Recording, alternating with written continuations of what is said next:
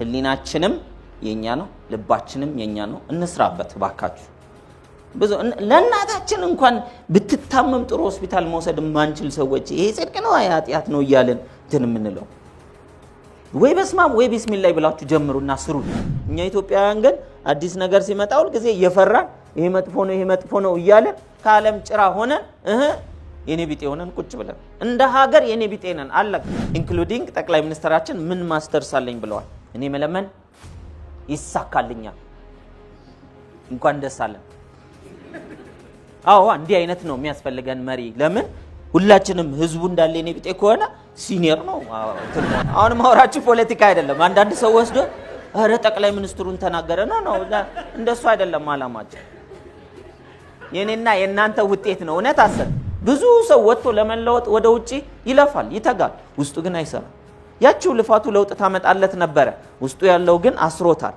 እኔ አልረባም የሚል ፕሮግራሚንግ ያለው ሰው የሚረባ ነገር እየሰራ ጠብ አይልለት በሰው ፊት ከመፍራት በእግዚአብሔር ፊት መፍራት ይሻላል ይሰማል ሰውን ተውት ሰው እንደሆነ ምን ያደርጋል ያወራል ፈጣሪ ከሰጠን የሰውነት ክፍሎች መካከል ህሊና በጣም ኮራ ያለ የሚገርም ችላ ካላችሁትም ሙጃ ከማብቀል ወደ ኋላ የማይ ከዘራችሁበትም ደግሞ ፈርታይል ሆኖ የምትሰጡትን ነገር ከማፍራት ወደ ኋላ የማይ እኔና እናንተ ተሸክመነው ከሁሉም የሰውነት ክፍል በላይ በምክንያት ይመስለኛል ከላይ የተቀመጠ ስለዚህ እነዚህን የህሊና ክፍሎቻችንን እንዴት አድርገን ኮንሺየስ ግቦቻችን አሁን እናንተ በንቁ ህሊናችሁ ፍላጎት መሻት አላችሁ አለን አይደል ሁላችንም ይህ ነገር ለነፍሴም ለስጋዬም ይሆናል አይሆንም ብላችሁ መጀመሪያ መፈተሽ ጥሩ ነው ስለዚህ ሰብኮንሺየስ ማይንዳችን ውስጥ ፕሮግራምድ ሆኖ መቀመጥ አለበት እስካል ተቀመጠ ድረስ የፈለገ በንቁ ህሊናችን ያለን መሻታችንን ስንፈልግ ብንኖር ብንማርለት ብናጠናለት ብንሞክር ብንታትር ለውጥ አናመጣ ጊዜያዊ ለውጥ ማምጣት ይቻላል ደረስ መለስ ማለት ነው እንደሱ ብዙ ጊዜ እንነካካለን እኔና እናንተ ደረስ መለስ ምርጥ ሆቴል ገባ ብላችሁ ወጣ ብላችሁ ታቃላችሁ የሆኑ ገቢዎችን ነክታችሁ ተመልሳችሁ ታቃላችሁና በብዛት እዚህ አካባቢ በትዝታ መኖር ትዝ ይለኛል ያኔ እንትን በነበርን ጊዜ ግልጽ ነው የሆነ ቦታ የሄደ ሰው ሁሉ ጊዜ ምን ይላል ያንን ነገር እየተጠቀሰ ያኔ እንትን ይያለው የሄደበት ቦታ ጥሩ ነው ብሎ የሚያስብ ከሆነ ያንን ወይም ደግሞ ያገኘው ነገር የሰራው ነው ያኔ እንትን ባሳካው ጊዜ እንላል ለምንድን ነው ከዛ ወደ ሌላ ስኬት እኮ ስለቆመ ነው ኮንሺየስ ማይንዳችን ፕሮግራም ለማድረግ ብንፈራ ቢደብረን ባንፈልግ ብንቶ የማንፈልገው ፕሮግራም እየተደረገ የማንፈልገውን ህይወት እየኖረን እናልፋለን ይሄንን ሰውነት የሰጠን ይሄንንም በጎ መሻት ማን የሰጠን ፈጣሪ ነው አይደል አንዳንድ ጊዜ መሻት ክፉ መሻት አይኑረን እንጂ በጎ መሻት እኮ ሊሰራ ይገባል ያብዛኞቻችሁ ወይም የሁላችሁም በጎ መሻት ቢታይ ከሱ መሻት ጀርባ ብዙዎች ይጠቀማል ቤተሰብ ይጠቀማል ዘመድ ይጠቀማል ጓደኛ ይጠቀማል እኛ ኢትዮጵያውያን ግን አዲስ ነገር ሲመጣ ሁሉ ጊዜ እየፈራን ይሄ መጥፎ ነው ይያለን ከዓለም ጭራ ሆነን የኔ ቢጤ ሆነን ቁጭ ብለን እንደ ሀገር የኔ ቢጤ ነን አለቀ ኢትዮጵያን ሀገር አርጋችሁ እንደ ሰው ብትሰሯት በዓለም ፊት ዓለም ላይ 100 ምናምን 190 200 ምናምን ሀገሮች አሉ ቁጭ ብላ ምን ያረጋች ነው የለመነች ነው እውነት አሰት ኢንክሉዲንግ ጠቅላይ ሚኒስትራችን ምን ማስተርስ አለኝ ብለዋል እኔ መለመን ይሳካልኛል እንኳን ደስ አለን አዎ እንዲህ አይነት ነው የሚያስፈልገን መሪ ለምን ሁላችንም ህዝቡ እንዳለ የኔ ቢጤ ከሆነ ሲኒየር ነው አሁን ማውራችሁ ፖለቲካ አይደለም አንዳንድ ሰው ወስዶ አረ ጠቅላይ ሚኒስትሩን ተናገረ ነው እንደሱ አይደለም አላማችን የኔና የናንተ ውጤት ነው እውነት አሰት እንዴት እንደዚህ ይባላል ምናምናቱ እና ታዲያ የታለ ምን ሰራው የታለ ኢትዮጵያ እንዳትበደር እስቲ የሰራችሁትን የሚነግረን ሰው you must feel strong በውስጣችሁ ጠንካራ ስሜት ሊሰማችሁ ይገባል በጎ ነገርን ለመመርመር በቂ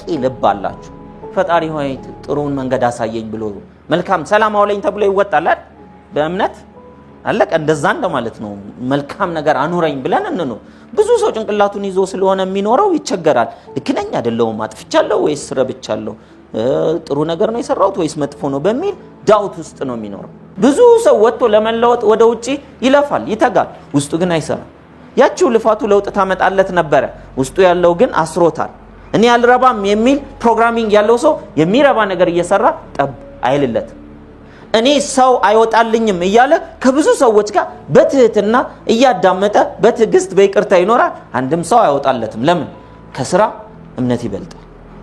እምነት ደግሞ ማለት ሰብኮንሺየስ ማይንድ ውስጥ ያለ ፕሮግራሚንግ ነው።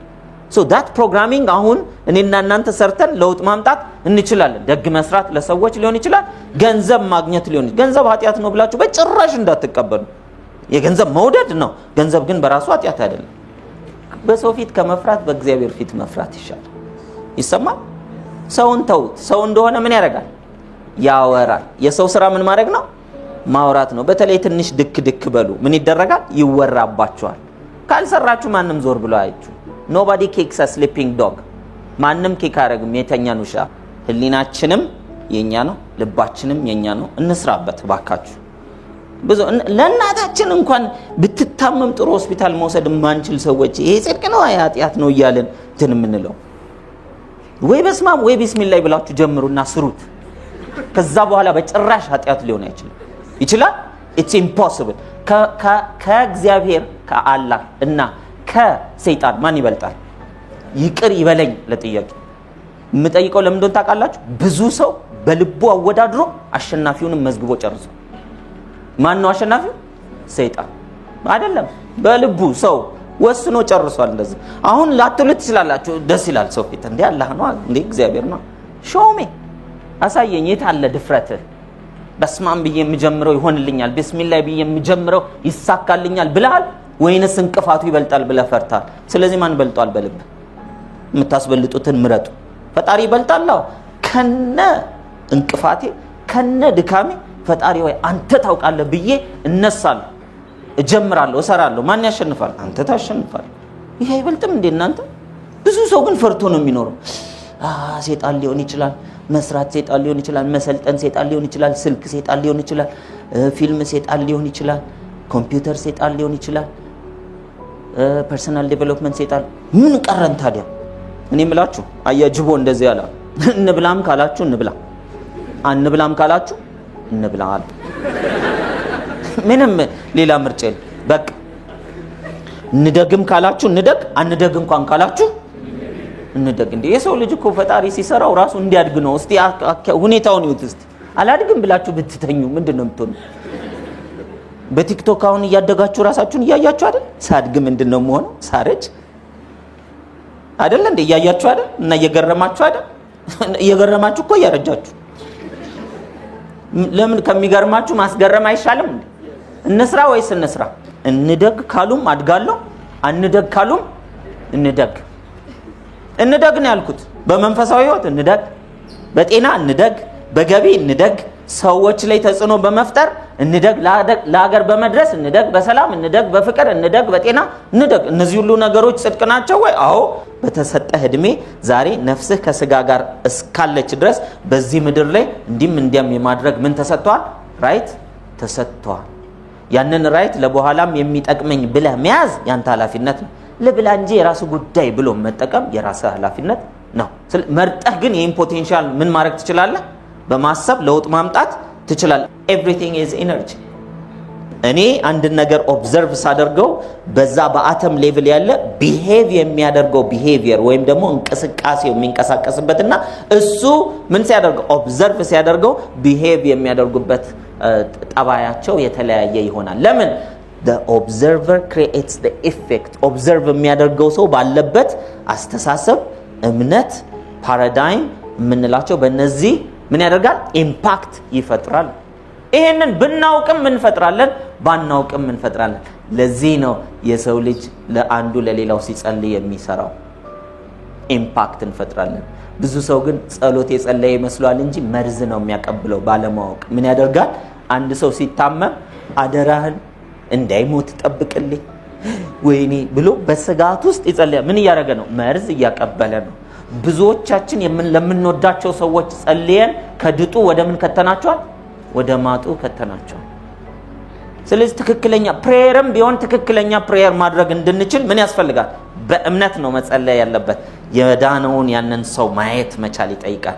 ዛሬ አይናችን ከሚያዩ በላይ ያ ሰው ሂልድ ሆኖ የማየት ብቃት ይጠይቃል። ችግር ውስጥ ያለ ሰው ከሆነ ከችግሩ ወጥቶ በዛ በተረጋጋ መንፈስ ውስጥ ወይም ከችግሩ በላይ ሆኖ ሲኖር ማየት ይጠይቃል። ለዛ ደግሞ how to use your mind መጠቀም አለ። እዛ ሰማይ ቤት በትክክል ስናይ ህሊና እኮ እንዲህ ነበር የሚሰራው ይሄን ሁሉ ይሰራ ነበር ወይ እኔ ያላወቅኩም እንጂ የሚባል ነገር የለም። እዚህ ምድር ላይ ፕሩፍ የተደረገውን የሚሰራበትን ነገር ለመልካም ለበጎ ነገር ብንጠቀምበት ጥሩ ነው አይደለም?